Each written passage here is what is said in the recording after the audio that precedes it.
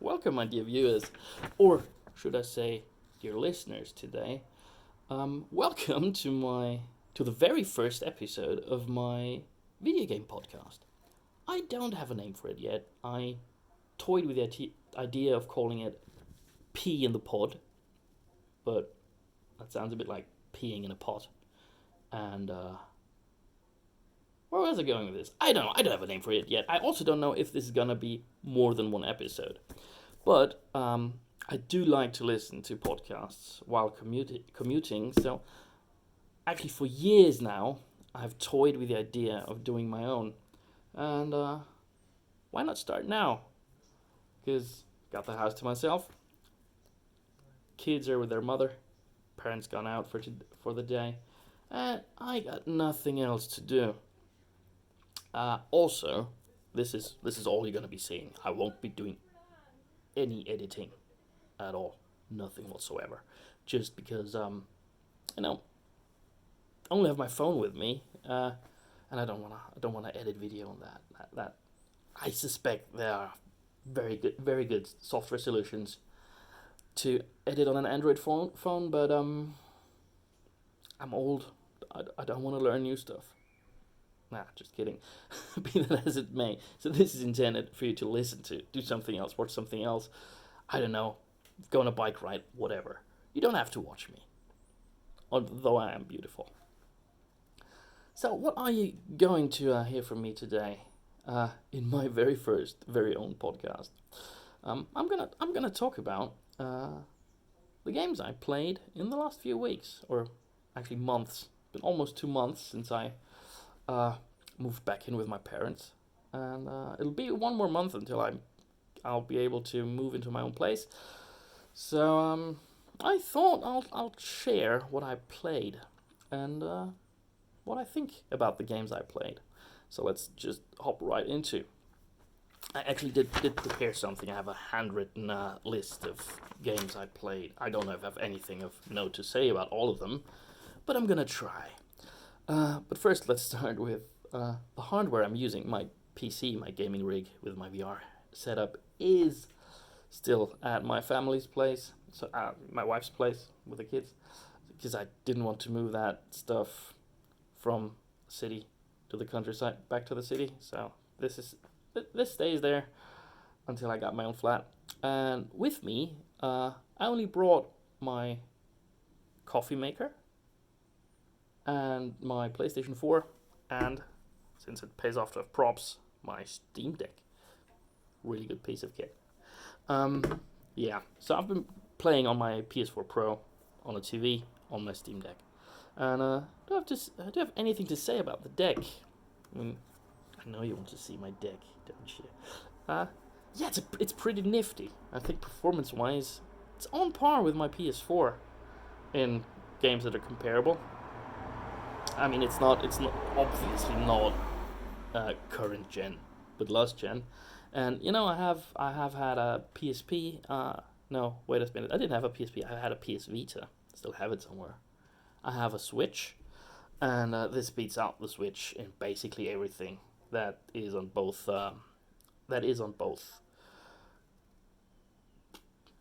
In all games that are on both consoles. Also, I won't edit this video, so sorry for any awkward pauses.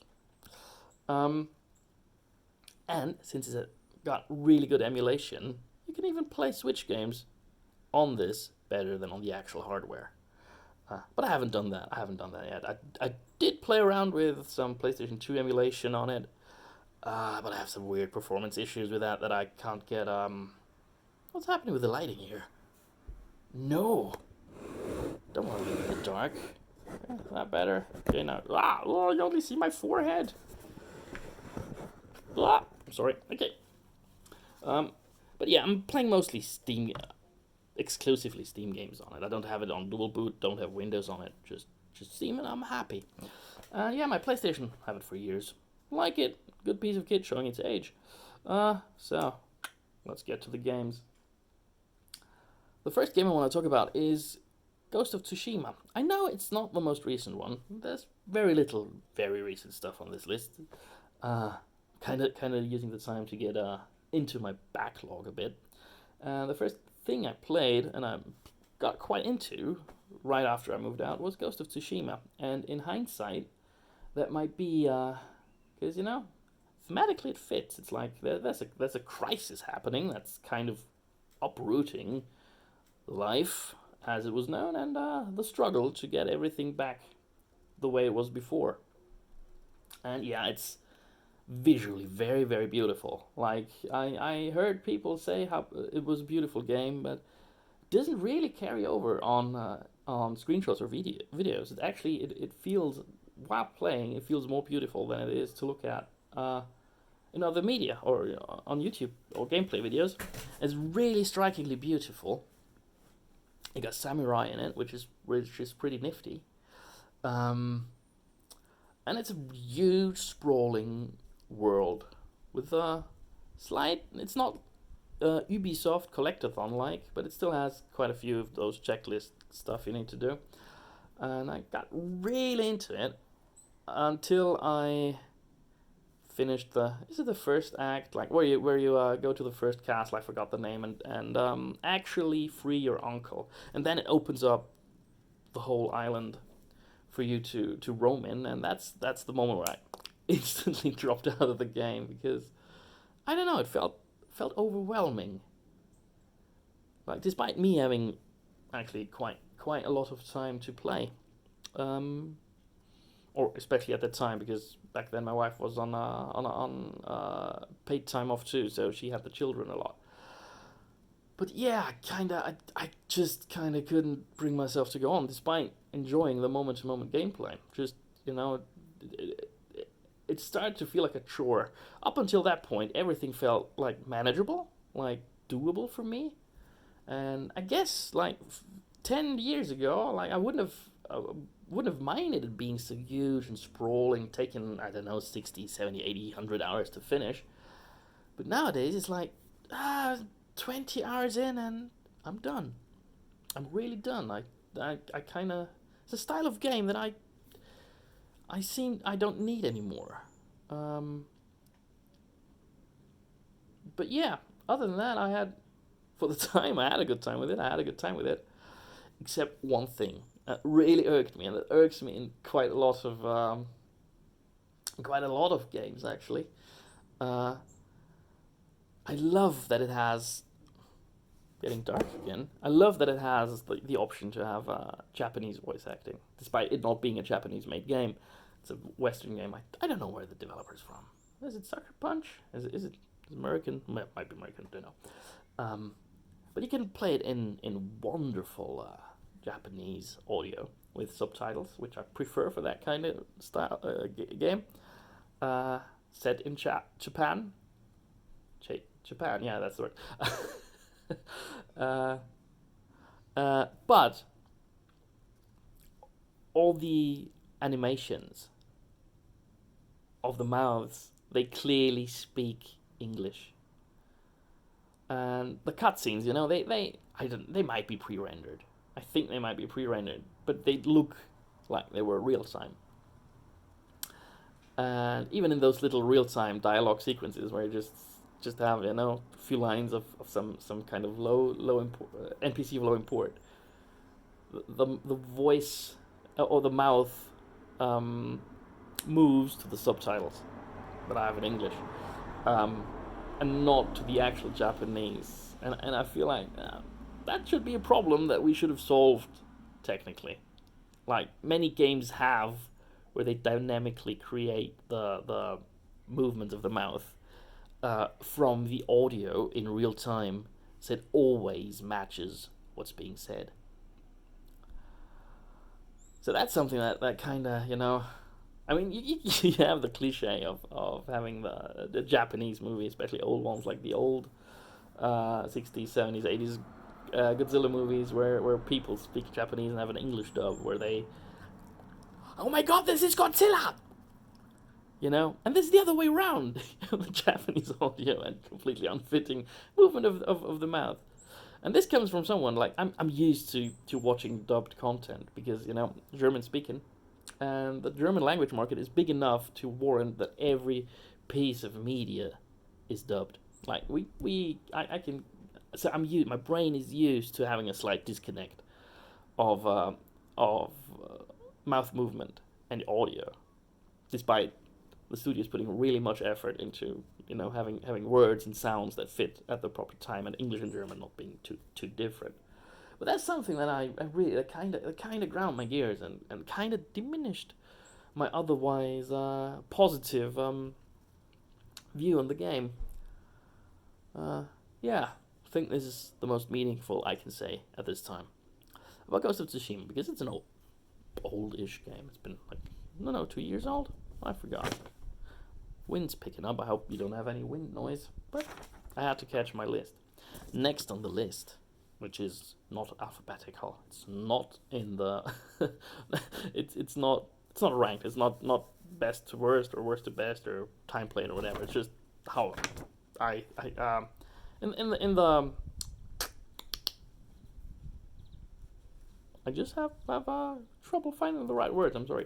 It's just basically in the order that they came to my mind. Next on the list is Insurgency Sandstorm, which is a game that I really like. I liked Insurgency back when it was a mod. Was it for Half-Life 2? I think it was Half-Life 2. Still uses Source Engine, if I remember correctly. And I bought it, the first version that came out, that was to pay for. I bought Sandstorm, and actually it's one of those games that I pre-ordered because those are small indie studios that I think weren't being supported. Like, I don't care about the product that much. Just think like indie games doing niche product, or indie developers doing very niche products that I might like. I don't feel bad about supporting them by pre-ordering or buying into early access or something, which I wouldn't do for big publishers. But in this case, good. I liked it on PC, played it quite a bit, and yeah, it was on sale on PlayStation 4. And since I didn't have my PC, and as you know, I like my milsim kind of games, like my realistic shooters, especially in VR. Miss you Onward. I thought I'd try it out on PS4, and I've put quite a few hours into it. I'm like on PlayStation 4. I don't like playing shooters with a controller. Like, I mean, if it's a game that's designed for being played with a controller, I'm fine with it. Like third-person cover-based shooters where you don't have to be precise and very quick, very twitchy and precise at the same time. And Insurgency Sandstorm in PvP doesn't work with me that well, but in PvE or co-op, I have quite a lot of fun with it. Although, like, try to stay out of voice chat because, man, those are toxic people in there. And yeah, it plays well. One thing I can say about it is that, like, this is one of the games where the PlayStation 4, I do have the Pro version, the quicker one, but it still shows its age. Like we got textures loaded quite lazily. Looks a bit grainy, low res, and yeah, it doesn't look as nice as it does on my PC. But I have played it on my brother's PlayStation 5 as well, and it looks much nicer there. It runs much nicer there as well, despite just being a PlayStation 4 game that is backwards compatible with a PlayStation 5. So yeah, play that. One thing I like about that game is that it does progression in a way that I can safely ignore, because I'm an old school gamer. I grew up with Unreal Tournament, Quake 3 in multiplayer, the original Counter-Strike back when it was a mod. So I like to play multiplayer games for the gameplay, possibly also for the community.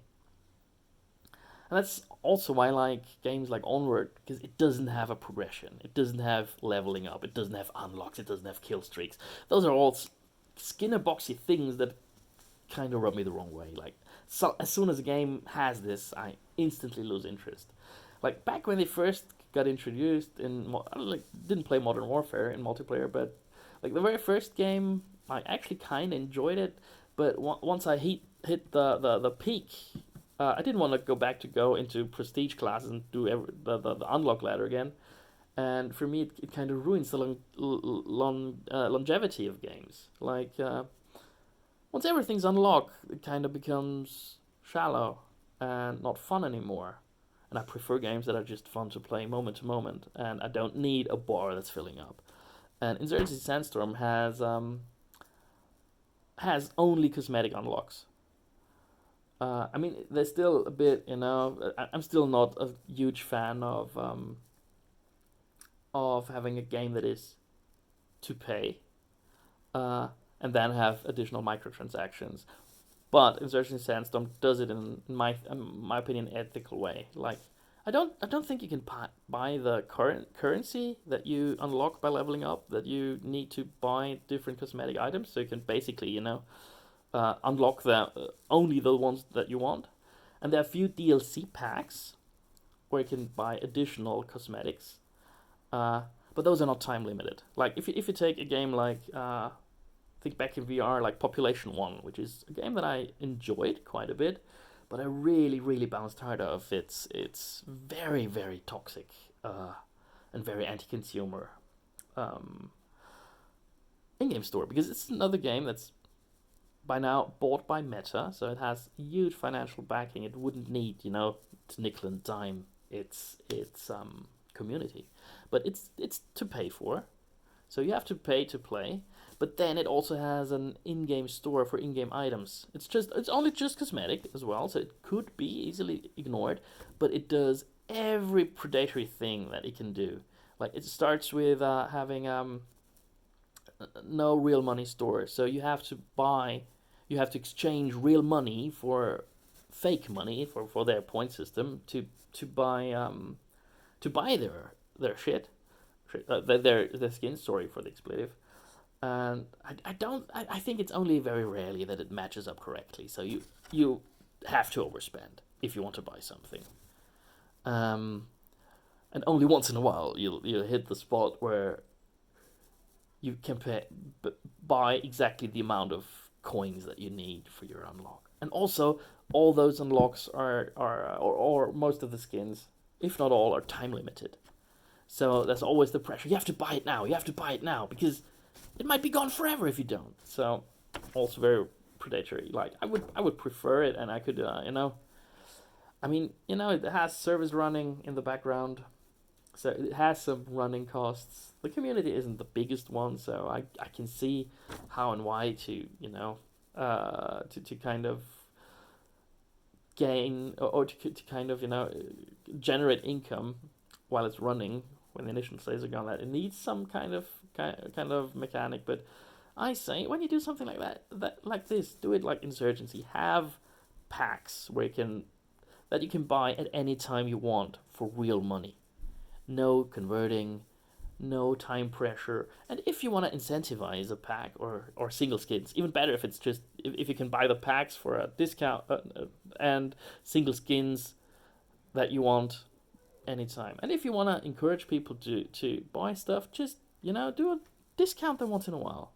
Let's say, okay, you have all the skins available all the time. You add new ones, the other old ones stay available, and from time to time, like when it's Halloween, you just discount the pumpkin, the pumpkin head, to get people to buy it, and they might buy it. They might say, okay, this is cool, but I don't want to pay $5 for it, but for $2, yeah, I'll buy it. That'd be fair. That'd be transparent, not non-predatory. Population 1. I didn't want to talk about Population 1. It's not on my list. I haven't played it in a long time. So that was Insurgency Sandstorm-ish. Next on my list is Vampire Survivors, which is talking about unlocked dopamine. Basically, dopamine switch. It's the simplest game that I've ever played. I think one of the simplest. Like, you only need the stick to move around, and if you don't know what it is, it's one of the games that was back when the Steam Deck came out, when it was new. It was on the Steam best-selling list. Might still be there, always up on top for $2 or €2 in my case, €2.30 or something, and it looked like shit. Really, really basic sprite-based graphics, and the tagline is, I think, "Be the bullet hell." And yeah, it looks shit. It looks shit to watch. It looks shit on screenshots, But when you play it, oh man, it's really fun. You basically you're running around. You're running around a flat space.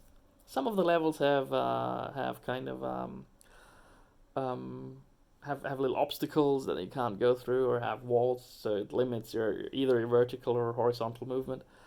But yeah, you just run around, evade monsters that that your character shoots at on their own, and you pick up guns and buffs and debuffs, etc. And your aim is to just survive till death comes.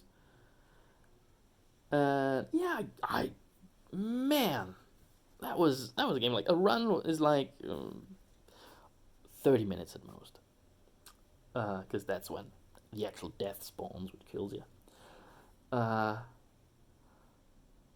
yeah, I unlocked everything. I unlocked everything up until a certain point. I think the last 2 or 3 patches I didn't play for some odd reason. And yeah, it's really simple. You just run around and see particle effects go up. You have the kind of loot boxy thing going on when you find a treasure box or level up, where you don't know what you're gonna get, and might be good, might be bad. There's some forms to mitigate that by either banning certain items or re-rolling or skipping or something like that to get the build that you want. But it feels really good. It feels really good. The only downside is I played it mostly on my Switch. Is that from minute, I think, 24 on, it really starts to jug on the Switch, because there's loads of enemy sprites, loads of particle effects, and it feels pretty badly optimized. It might be that they have fixed something of that in the last patches, but it feels better on PC, because I played it on my PC once when I was watching my children. I know I shouldn't play video games when I watch my children, but I missed my PC too, and I have my children all the time. But just don't tell my wife. And yeah, when it runs buttery smooth all the way through the end, it just feels so much better. So that's when I kind of dropped off for me on the Steam Deck, because yeah, when it gets into the single digit frames in the last few minutes, which also I think slows down the timer a bit, so it doesn't tick up 1 second. But a second takes longer than it would in real life. It kind of slows it down, but still pretty good. Liked it. Have put I think 50 hours in it. Oh, I might actually check. I have my Steam Deck here as a prop. That's pretty far down in my list. There it is, Vampire Survivors. 63.1 hours. Can you see it? I don't know if you can see it. Yeah, there's that.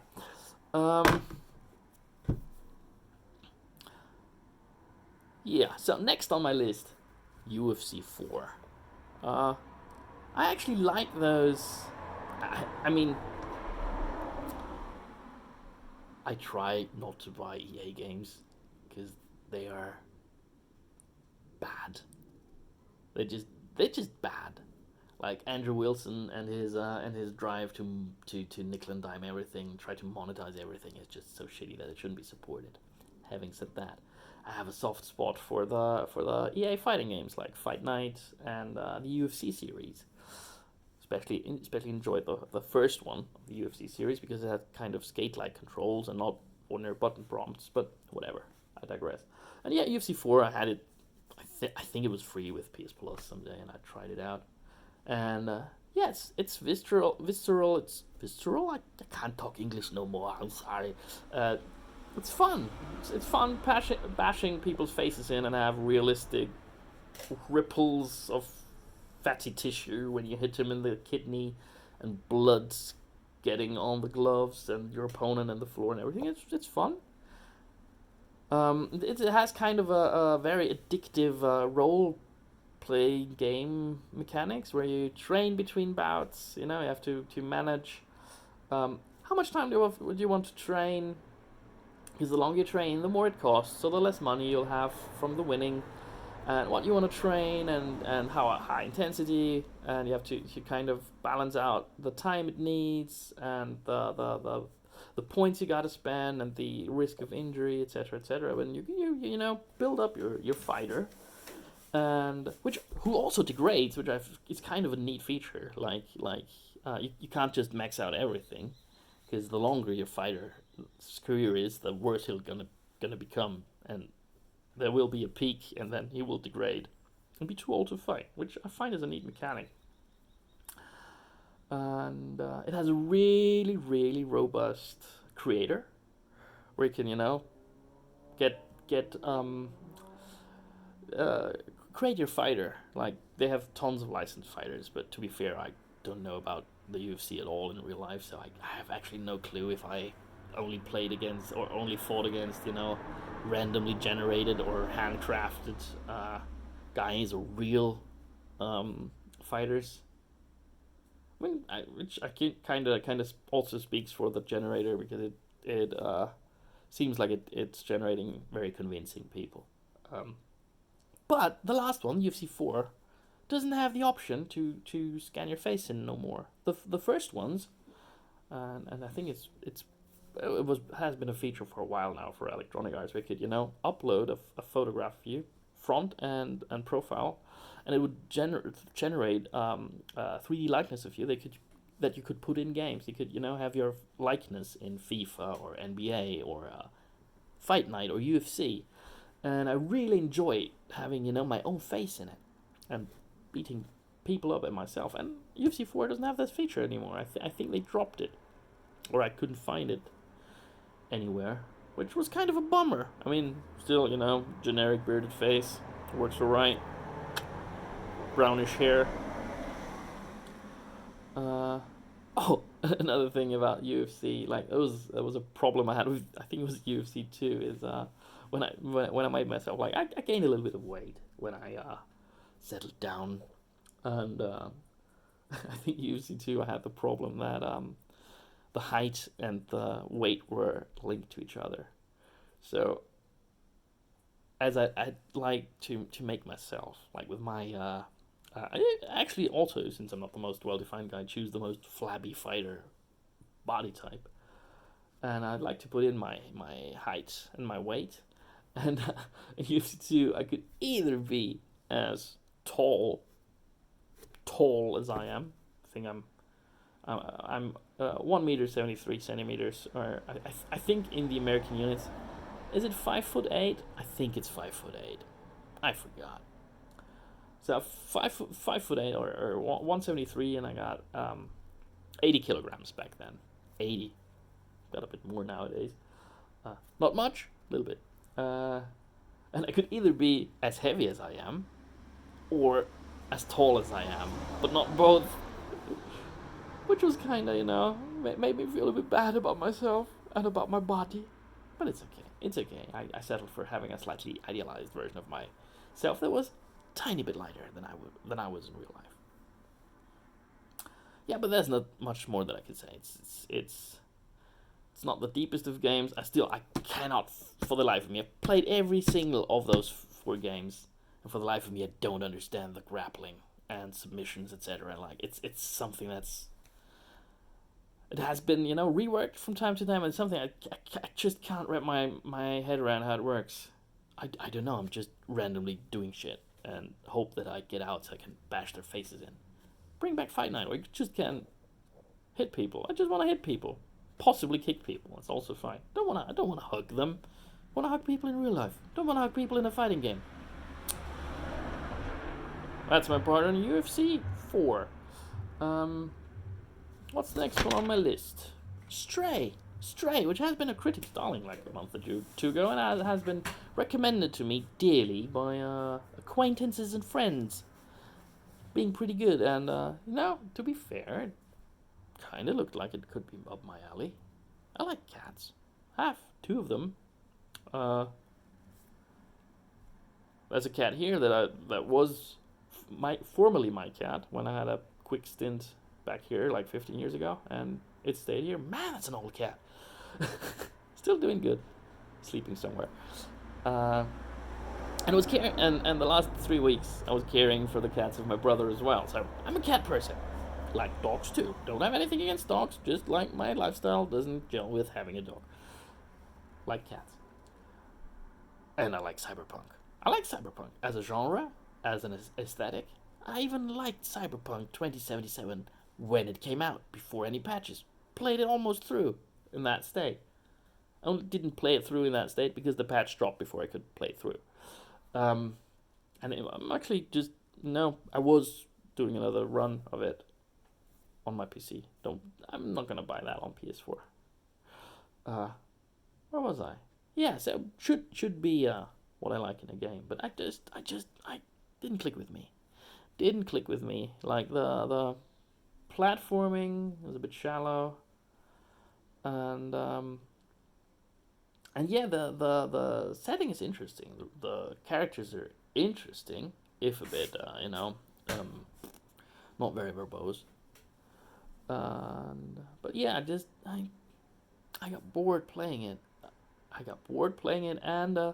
And sometimes it has these hub areas where you need to, can explore every nook and cranny. And while it doesn't have classic collectibles, there's some stuff that you can actually miss for good. I think you can miss it for good. And I missed one of a few of those, optional prompts that kind of explain a little bit about the world or go into detail or flesh out some characters.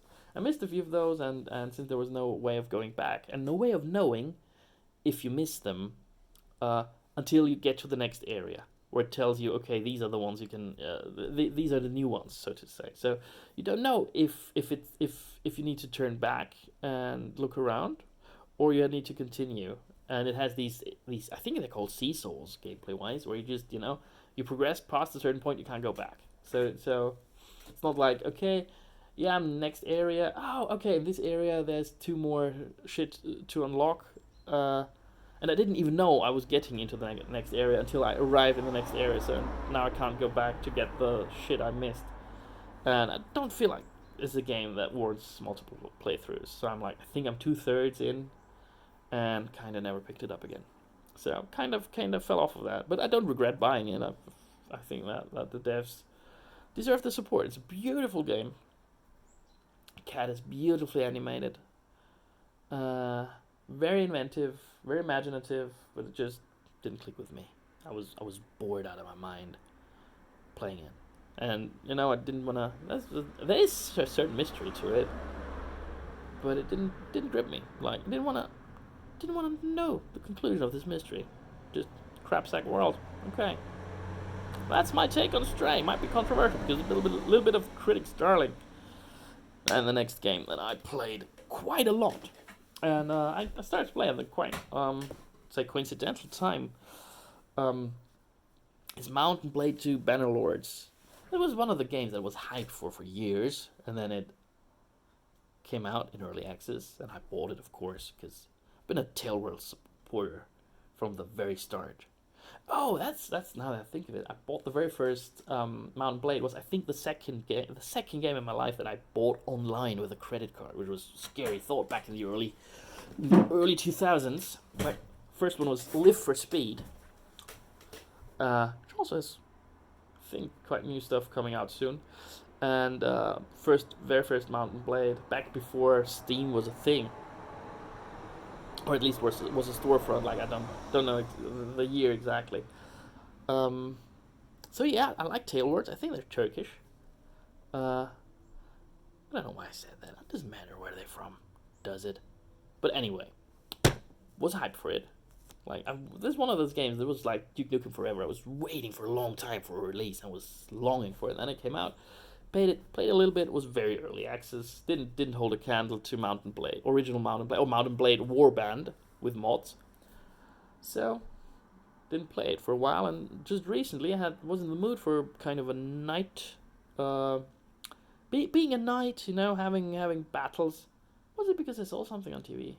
I forgot. Anyway, I was in the mood for a game like this, and I thought, okay, it seems to work on the Steam Deck, so I downloaded it in the Steam Deck. And it works beautifully.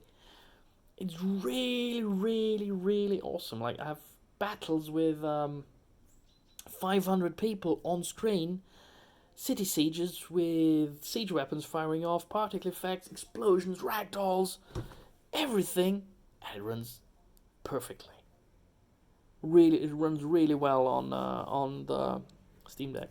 Only downside is that some stuff is a bit finicky with controllers, like especially controlling your own army is very finicky with controllers, and it's just much better played with keyboard and mouse. But it still plays like I put like I think 20 hours in it on my Steam Deck into new playthrough, and yeah, the news coincidentally because just I think 2 days after I started playing, a big patch dropped 1.8, which brought a lot of seemingly new features. Like me having not followed it very closely, like I don't know what's new or what's old. Still pretty good game, pretty awesome, and I think it's September. And the next big thing, it'll hit full release. I think in September, so it's gonna be available for PlayStation 4 and 5 as well. Uh, so go check it out. It's a good one. I haven't played multiplayer though. Just single player, just vanilla single player. I didn't mod it on the deck, and still having fun. Like I have like 4 castles now in a city, and yeah. Life's good as a Britannian warlord that defected Britannia and went over to the Southern Empire to reestablish the empire under one rule. Go play it. It's really fun. Also got a little bit into smithing, which is less fun than I thought. Like smithing would be better if it wasn't. Should I talk about smithing? Do you care about smithing? I don't care. I care about smithing. Like smithing is a feature that the first time I played, I completely ignored, despite it being one of those hyped features where you could, basically make your own customizable weapons. So the character aspect now I spec a smith because I wanted to explore the smithing angle. But it's just so it's very tedious. It doesn't. It's not very. It's not tutorialized, so you have to read up on it how it works, which I didn't do. I just kind of found out as I went. And the downside I see with it is that in the beginning you only have one part unlocked for each weapon, or for each weapon part. Like you can create a short sword, a sword, one-handed sword, but you only have one style of blade unlocked, and one style of pommel, and one style of hilt, and one style of crossguard. And it takes ages to unlock other parts. So I think you have to put many hours in until you get to a point where you can actually kind of express yourself and create weapons for their aesthetics, rather than just to level up the skill. So I would have liked if you had more customization options from the start. But I guess there's gonna be a mod for that. That'll make it more interesting because just it's pretty slog to get into the smithing. Other than that, pretty good. Awesome game. I like it. And yeah, it runs really well on Switch. Really well. And yeah, just controls are finicky. I know you can use the touchpads as a mouse, but it's still finicky. It's not ideal. I hope they have that sorted out until they get for the console release. But just having I put down the battle difficulty because I couldn't tactically move my units conveniently. So just I played in a way where lots of cavalry, just let them charge with them, skewer a few people. Very fun. Chef's kiss. So next game on the list is actually a new one. I think it'd been released last week, and it's called Midnight Fight Express. And I didn't have that one on my radar at all till I stumbled upon a YouTube review. That wasn't even a good review. I didn't even watch the whole video because it kind of I think it was one of those big gaming media YouTube channels. I don't know if it was GameSpot or IGN or something, but kind of the review didn't gel with me. But what I did find interesting is I like beat 'em ups. I'm not good at them, but I like beat 'em ups. And Midnight Fight Express is top-down or isometric beat 'em up with the combat system of the Arkham games, basically.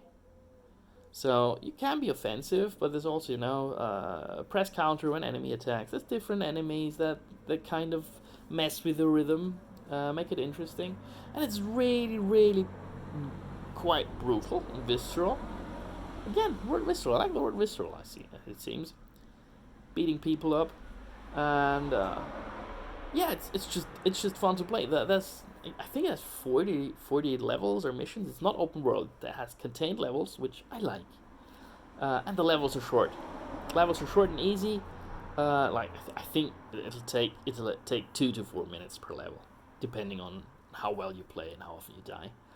And yeah, the gameplay loop is like this: you play a level, you complete a level, and which makes you unlock a skill point that can use to buy a new skill, and you also unlock challenges. You can go back to the level and try to beat challenges to unlock cosmetics for your character and a drone that follows you and talks to you. And yeah, it's really fun. It's really fun. It's both fun, just getting into a new level to unlock a new skill, because those skills are really meaningful and useful. I actually think that like the first 2 tiers of skills, like I'm not. I think I'm at level 11 or 12 or something, so I'm not far into it. But I feel like the first 2 tiers of unlocks are pretty essential. Like actually, that's once you have those, the game starts to feel much better, and you have much more tactical options and more flair and more gameplay decisions you can make to make the fights interesting. So I feel like the first one or first 2 levels of the unlock system should be unlocked from the start, just to make it a better game. Because it's a bit slow, because in the beginning you just have ordinary attack, heavy attack, and counter, and I think I roll. And yeah, and another thing is some of the challenges require you to have certain skills that can only be unlocked later, and it's not very transparent about that. Like uh, one challenge that's in all the levels is getting an S rank, because it uses those kind of Japanese arcade game style kind of ranks. And you can't get S rank when you just pummel them to death with the standard attacks. You need to be a bit more stylish, and so the S rank is unachievable in the beginning until you have unlocked more options to finish off your enemies, which you only which you only find out after you play a while. So for me, I actually like to play a level and then do the challenges before I go to the next level, and I kind of had to break that habit, because some of them are unpassable. Like one especially, where you have an end boss of a chapter that has a gun, and the challenge is to shoot them with their own gun, but you can't disarm them until much later in the game. You unlock the ability to disarm a person much later in the game. So I tried to make him lose his gun so I could shoot him, but he will only ever lose his gun when he's down. So I couldn't do that, and that was when I found that out, which kind of irked me a little bit. But I kind of overcame that, and right now I'm just going through the levels in sequence, and to come back to the challenges when I did all the levels. So Midnight Fight Express, pretty good on Steam. Like it. I mean, it's awesome on the Steam Deck. The graphics are very simple, but on the small screen of the Steam Deck, that's actually pretty good. But I feel like some of the graphics are too simple on a big screen. Might look cheapish. But that I have fun with it. I don't regret the expense. So next on my list, we're almost through, and looking at the time I'm recording, I was aiming at talking for an hour, or between 45 minutes to an hour, and might be pretty spot on. Next game on the list is Infernax, which I bought because one of the podcasts I listen to, the Jimquisition, Jim Sterling and his cast. Oh man, it's Laura and Conrad. They all like this game, and I thought, okay, I'm gonna try it out. And I actually don't like those classic Castlevania games, and Infernax is basically an old school Castlevania game, but it's really, really good. I like it. I like it a lot. Like I'm not through with it. I'm not done with it. But I think I'm 2/3 of the way through, and it's really, really tough. Like it's one of those games that you play a little bit and then you hit a wall, and then I have to put it down and let it rest for a day or two, and then I can pick it up again and play it again and get further along. It's really really good, and it has a really striking 8-bit aesthetic. It's not 16-bit; it has an 8-bit aesthetic, but it doesn't look like an NES game. It looks like you remember NES games looking, so it looks better. And it has kind of a disgusting, fleshy, body horror style kind of visuals. So I can recommend it. I have much fun with it, but don't have much interesting to say about it other than that. Seemingly it has multiple endings, and you can be bad or good or whatever. It's good. It's good. Like it. Next game on the list is Bone Razor Minions, which is also a bit in the style of Vampire Survivors, but with a few twists. One being that you're not in a sprawling flat plane where you can basically run in any direction forever, but you're limited to a few screens worth of cemetery that you can actually build up and fill with traps to help you, and you're not using guns. Like, it's also one of those games where don't you do direct damage. You basically run around evading people and let your in this case minions do the work. So instead of weapons, you pick up minions. So basically, different zombie types that munch on the living, that want to stop you because you're a necromancer. And yeah, it's also pretty fun. It's very minimalist but striking pixel art style. It's not. It doesn't feel like an 8-bit game, but it still has very very minimalist but beautiful graphics. Work really well on the screen, on the small screen of the Steam Deck. Yeah, it's fun, but I've few problems with it. Number one is it's really easy to max everything out, like to level up everything. But even with everything maxed out and all the enemy upgrades disabled, I mean, it doesn't matter because the more enemies you kill, the more XP you get, the stronger you get, or whatever. But it's still like I can't progress appreciably farther in the game, no matter if I have all my unlocks unlocked or if I don't. Like there's very little. There's I feel like I don't. I don't know. It doesn't click with me the same way as Vampire Survivors did, and it's a little bit more active. Like you got in addition to your minions doing your fighting for you, you sometimes pick up spells that you can actively trigger, and you can actively roll out of harm's way, etc. So it's good. Like I enjoyed my time playing it, but the economy is not really balanced with the game, and the unlocks are not really the progression is not balanced with the difficulty of the game. I feel like, or I just don't get it how to play it properly. But yeah, still, I think it's also dirt cheap. So check it out. Like I like the art style. Gameplay is okay. For a quick distraction, very serviceable. Then, second to last game on my list that I spent quite a lot of time with is Shredder's Revenge. Teenage Mutant Ninja Turtles Shredder's Revenge, which is peak 90s beat 'em up bliss. It's awesome. It's, again, I said this about Inferno X, but this is how you remember the old school Teenage Mutant Ninja Turtles beat 'em up. Be like. I mean, and it got beautiful pixel art again. I actually don't. I'm not. I do like pixel art, but I'm not. That into it. But again, pixel art. Steam Deck's good for pixel art games. Really fluid animation, plays really well. Really good online integration. Really satisfying gameplay. And yeah, like this is my review. I mean, if you play Turtles in Time or the Turtles arcade games, you basically know how it plays. Like there's been a few additions, like a super attack or rage meter, etc., etc. So it's a little bit more complex. You got a little bit more tools at your disposal. But yeah, it's really good. It's really good. It's like the best Teenage Mutant Ninja Turtles beat 'em up out there. If you're into that kind of thing, you have to buy it.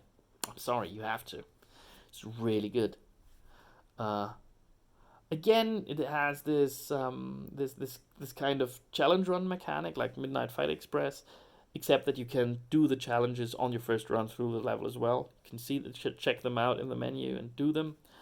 But some are really tough. Like one of the very first level, or the very first level has the challenge "Don't get hit," and I haven't managed to do this yet, but it's pretty fun. I played through it with two characters.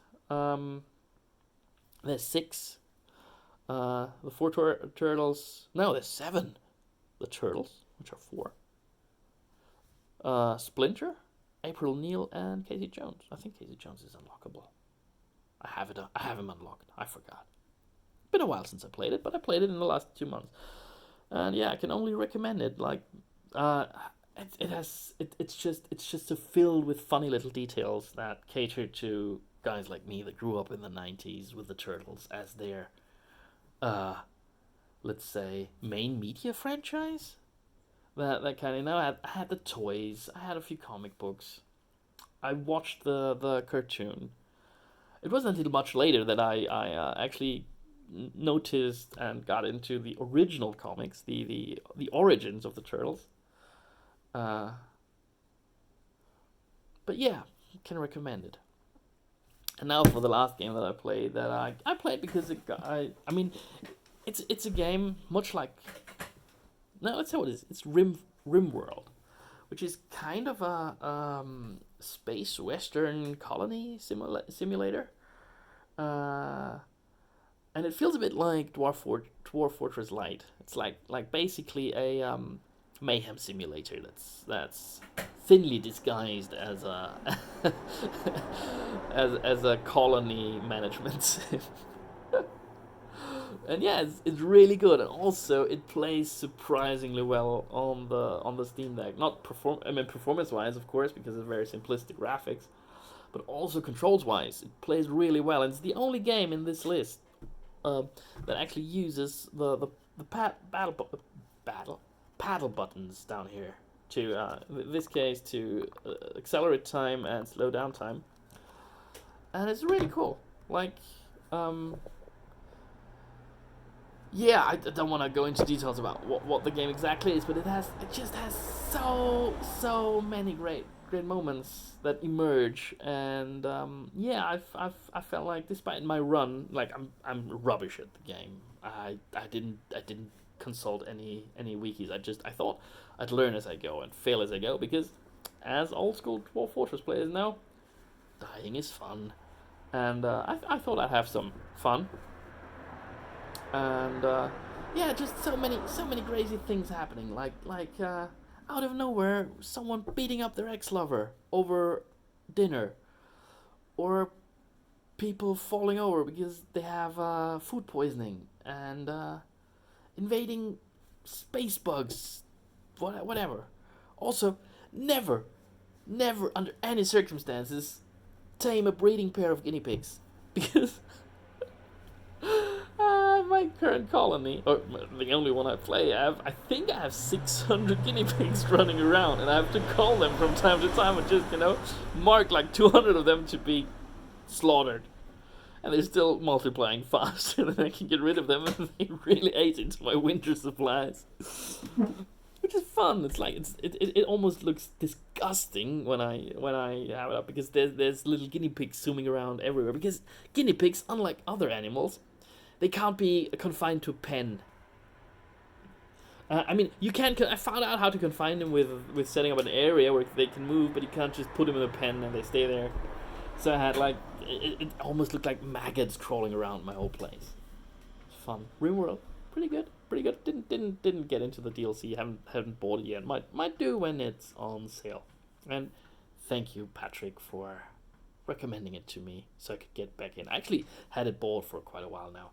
So also, like, in the game that I find interesting, so I just buy it, even when I know it's something I won't get into too much. But actually, Rimworld, like, kept me occupied for a few hours. It didn't kept me occupied longer than I would have suspected.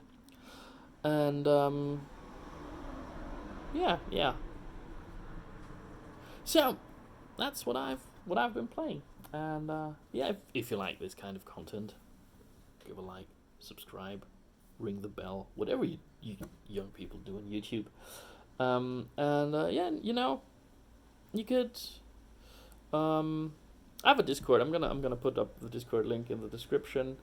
So if you have questions that if I should ever do a second episode, to be fair, which I don't know how likely it'll be. I mean, it'll be easier if I have someone to talk to and not just my own thoughts and my own being in my own brain. But if perhaps I get a few people to join in, might be fun doing another one. And in that case, if you have any questions that you think I might have a insightful or funny answer to, just hit me up, put them in the comments, put them on my Discord, put them wherever you like. And if you really sat through 56 minutes of me rambling about random video games, hats off to you. See you soon.